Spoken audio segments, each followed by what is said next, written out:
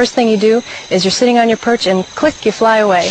Once you're out there, you come swooping in, do a loop-de-loo in the air, land on the perch, and at the end of that, what the males do is they lean over, lift up their tail, quiver the tail slightly, and nail their feathers against their sides.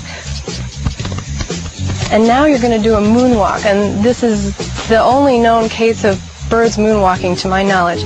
But they basically do these little steps backwards, and it looks like a Michael Jackson slide. It's very nice.